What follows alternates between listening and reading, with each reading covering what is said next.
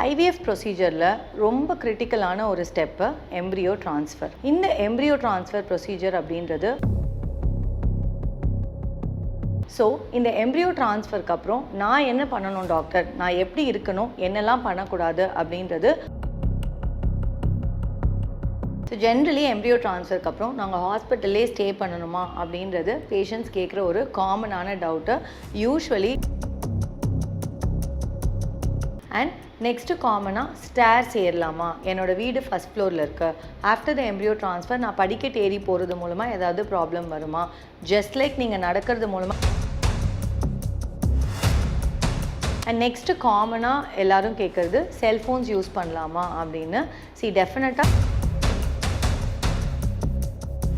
இந்த வீடியோவில் நான் சொன்னதை தாண்டி உங்களுக்கு ஃபர்தர் ஏதாவது டவுட்ஸ் இருக்குது